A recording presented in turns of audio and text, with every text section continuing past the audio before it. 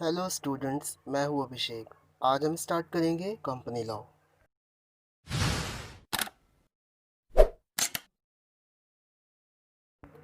बच्चों, जब हम बोलते हैं कंपनी लॉ तो इसका मतलब होता है companies act 2013 plus rules and regulations. Rules regulations क्या होते हैं इसके बारे में भी आगे बात करेंगे, और डिसाइडेड केसेस, तो ये सब हम इसमें पढ़ने वाले हैं। बच्चों, जब हम बात करते हैं बिज़नेस की, तो बिज़नेस ऑर्गेनाइजेशन का फॉर्म कुछ भी हो सकता है। वो प्रोप्राइटरी कंसर्न हो सकता है, पार्टनरशिप फॉर्म भी हो सकती है, एलएलपी यानी कि लिमिटेड लायबिलिटी पार्टनरशिप, जो एलएलपी एक्ट से रेगुलेट हो सकती है होती है, कोऑपरेटिव सोसाइटी या फिर कंपनी। स्टूडेंट्स, कंपनी फॉर्म में बिजनेस हो सकता है गुड्स का हो या सर्विसेज का, कंपनी लॉ से ही रेगुलेट होगा और दूसरे लॉ भी अप्लाई होंगे।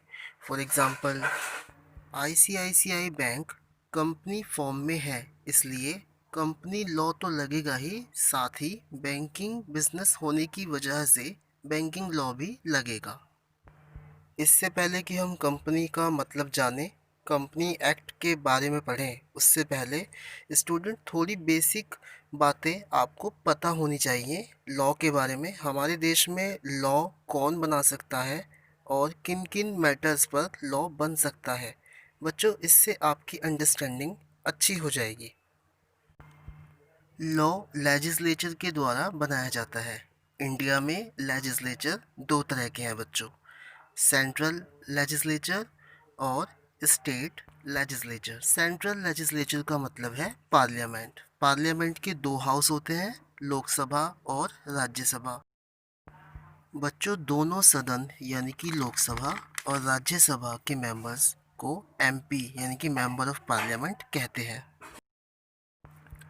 स्टेट लेजिस्लेचर, ये हर स्टेट का अलग अलग है। स्टेट लेजिस्लेचर में भी बच्चों स्टेट लेजिस्लेचर असेंबली और स्टेट लेजिस्लेचर काउंसिल होते हैं।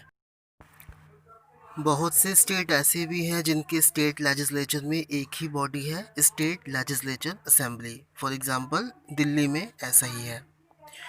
बच्चों, भारत के संविधान को यानी कॉन्स्टिट्यूशन ऑफ इंडिया को मदर ऑफ ऑल लॉज कहा जाता है। यानी जो भी कानून बनता है वो संविधान में जो लिस्ट दी गई है उनमें से ही किसी मैटर्स पर बना होता है।